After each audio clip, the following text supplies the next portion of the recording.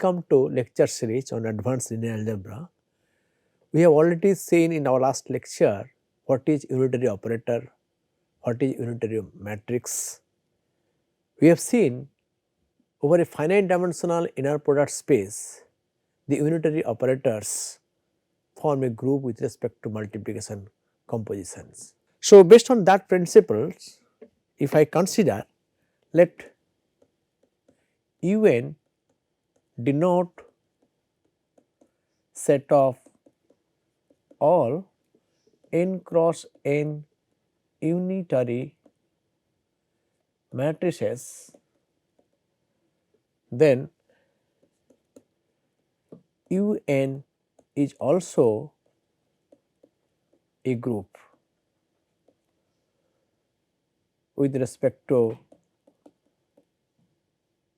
multiplication composition. This means if A and B belongs to UN, then A into B also belongs to UN and A inverse also belongs to UN. And since each unitary operator is also an isomorphism, so this implies that A inverse, which is equal to A star, I mean adjoint of the A, also belongs to UN.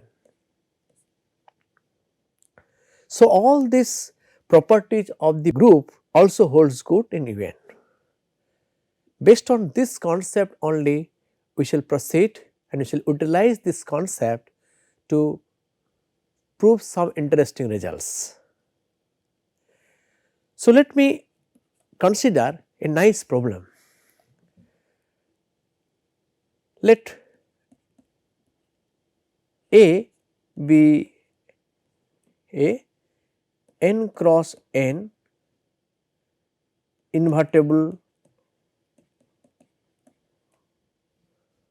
complex matrices, then my claim there exists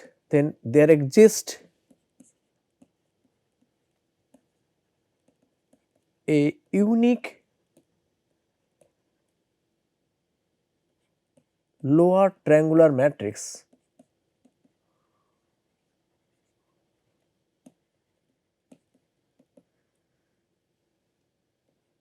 say capital M such that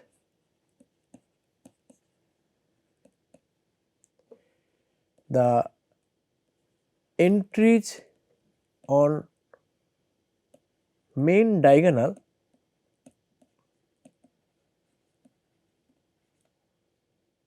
is positive and L into A equal to U is a unitary matrix,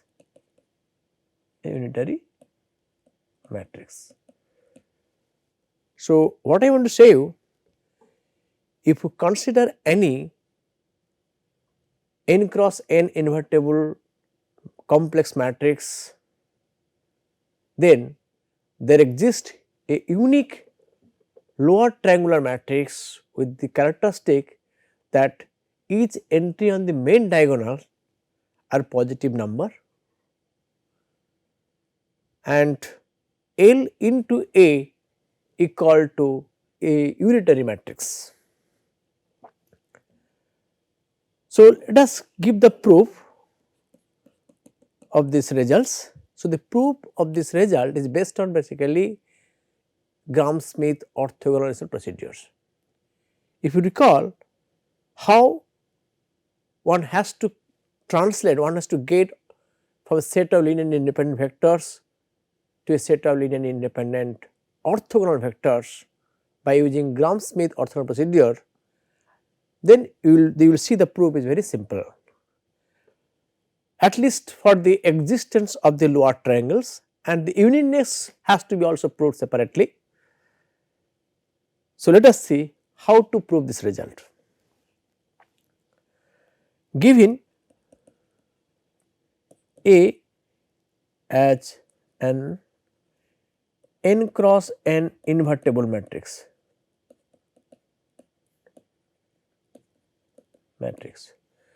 let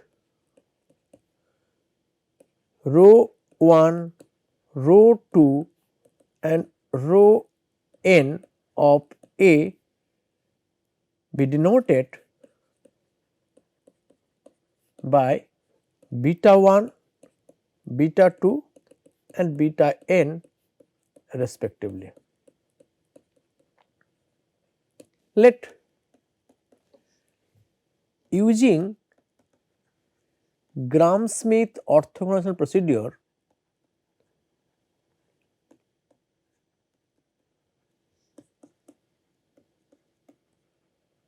the corresponding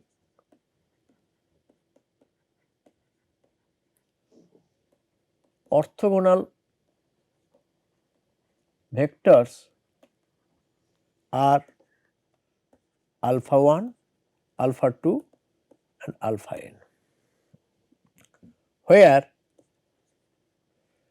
for 1 less than equal to k less than equal to n, the set alpha 1, alpha 2 to alpha k is an orthogonal basis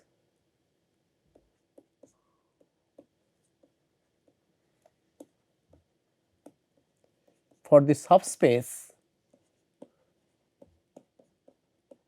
say Wk, which is spanned by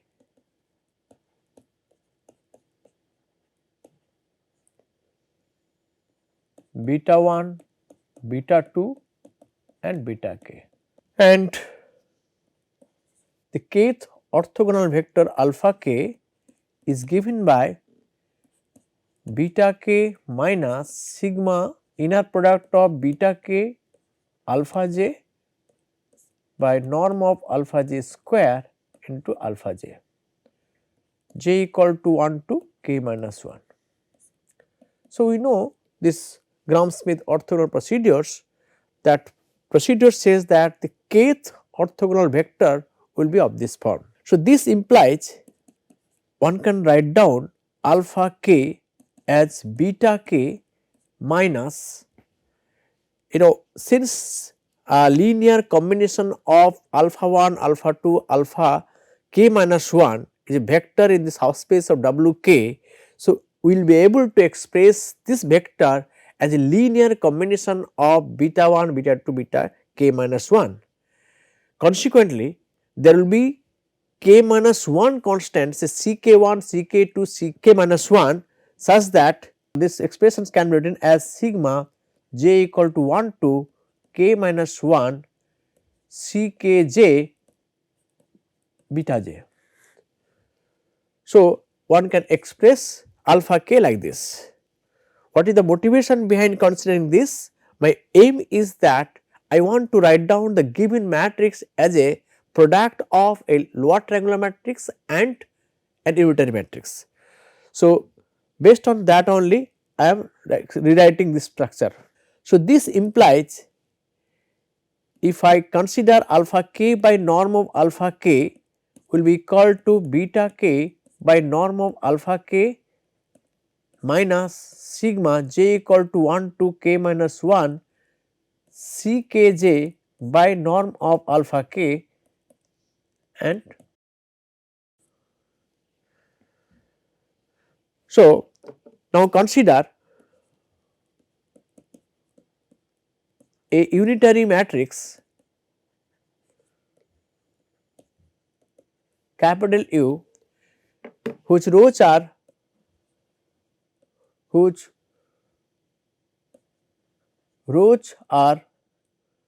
alpha 1 by norm of alpha 1, alpha 2 by norm of alpha 2 and so on alpha n by norm of alpha n. So, that each of them will be orthonormal, magnitude of the vector will be 1. So, I have considered a unitary matrix U, which first row is alpha 1 by norm of alpha 1, second is alpha 2 by norm of alpha 2, and so on. And let me consider also consider a matrix say capital M defined by where mkj, this is equal to 1 by norm of alpha k minus ckj for j less than k, and this is equal to 1 of norm of alpha k for j equal to k and mkj equal to 0 for j greater than k. So, the way I have considered the row mk, I mean kth row of the matrix A capital M, so certainly mkj will be give me a lower triangular matrix, and which main diagonal entries are, if I consider main diagonal entries mkk, these are basically 1 upon norm of alpha k. This implies we are having alpha k by norm of alpha k equal to sigma mkj into beta j, j equal to 1 to n. So, I can write down this kth row of the my capital U, which is equal to like this. So, this implies I will have capital U equal to capital M into your capital A. So, this means that there exists a lower triangular matrix capital M such that U equal to capital M into A. Now, this capital M is also invertibles, we will prove it later on. So, that we can say that A will be equal to M inverse U, but anyhow. So, before going to that part, so first I have to show that this M is unique. Claim capital M is unique, unique. Suppose not, suppose not. Let T plus N denote the set of all n cross n lower triangular matrix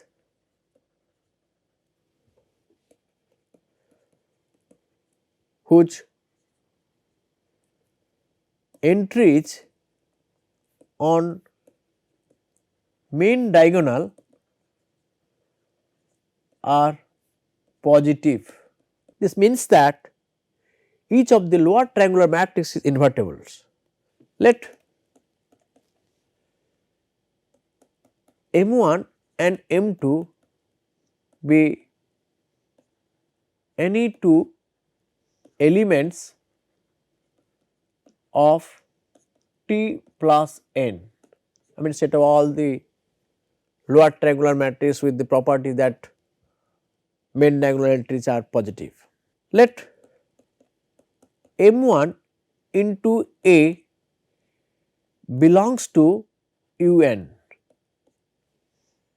I mean to say this set of all n cross n unitary matrix.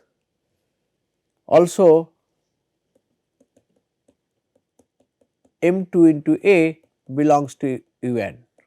I am saying there are two lower triangulars say M1 M2 such that M1 into A also belongs to Un and M2 into A belongs to Un, means both M1A and M2A are unitary matrix. Claim M1 must be equal to M2. Since M1A belongs to Un, this implies M1A into M2A inverse belongs to UN, because M1 is also unitary, M2A inverse also unitary. So, the product will be also unitary. So, therefore, M1A into M2A inverse will belong to UN. So, this implies M1A A inverse M2 inverse belongs to UN. So, this implies M1 into M2 inverse belongs to UN. Friends, I am not going to prove that one nice results that T plus n, that is set of all the lower triangular matrix with the diagonal entries are positive, they form a group with respect to multiplications. That part I am leaving on you as a homework, you can check it. Those who have done the group theory, definitely they will be able to do it. So, you can also check please. So, based on that I will assume that T plus n is also group. So, here T plus n is also a group with respect to multiplication.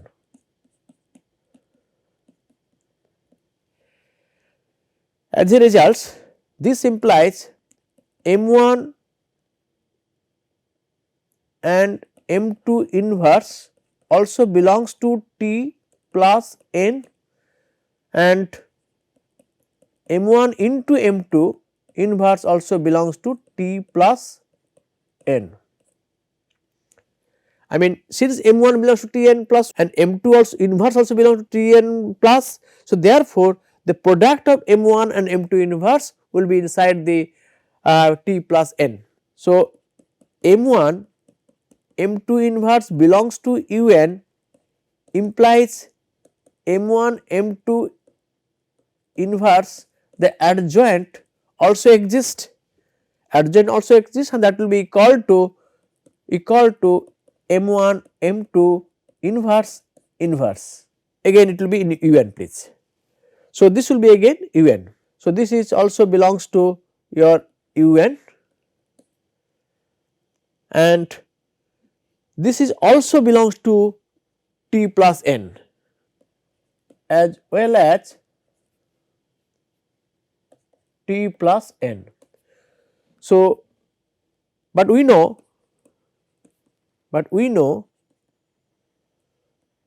the adjoint of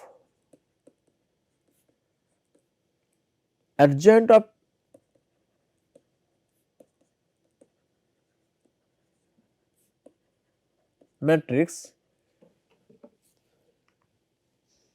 is transpose or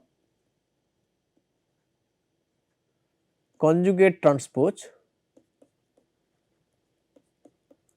based on real or complex, transpose or conjugate transpose of the lower triangular matrix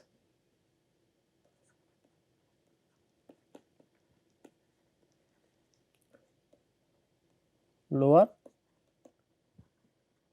triangular matrix. So, it will be an upper triangular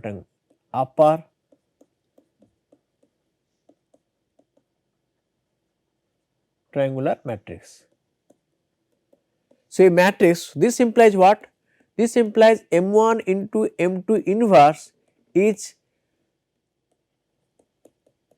upper as well as lower triangular matrix.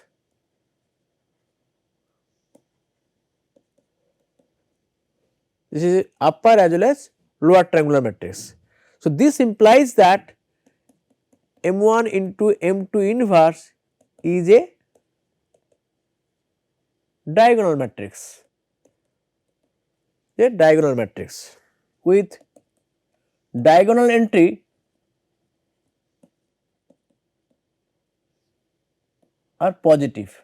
This implies, since this U and U star is equal to identity. So, this implies that an M1 into M2 inverse into M1 M2 inverse the star is equal to identity. This implies that the diagonal entries must be equal to 1. I can say plus minus 1 is 1, and however, positive entries in diagonal confirm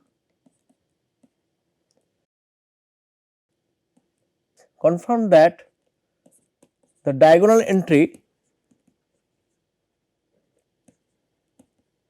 must be equal to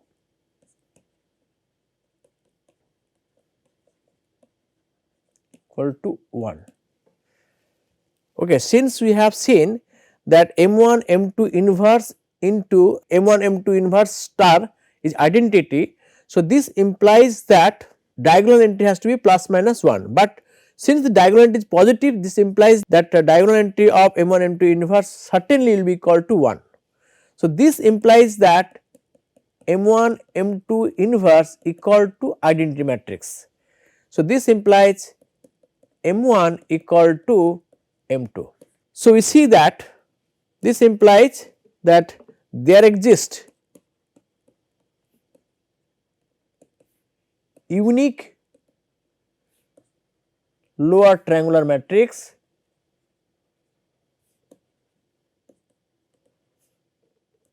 capital M such that U equal to M into A. So, this implies the diagonal entry must be equal to plus minus 1, because if you consider that M1 M2 inverse is belongs to the unitary matrix, then certainly M1 M2 inverse into M1 into M2 inverse transpose has to be equal to identity. So, this implies that diagonal entry must be equal to plus minus 1, but since the diagonal entry of the each M1 M2 inverse is positive, so this says that diagonal entry of M1 M2 inverse has to be exactly equal to 1 only. So, this implies M1 M2 inverse equal to identity matrix. This shows M1 exactly equal to M2. So, we see for any n cross n complex square invertible matrix will have a unique lower triangular matrix such that the lower triangular matrix into that given matrix will be called to an unitary matrix. These results can be utilized but bit more general sense. We will discuss this issue in our next class.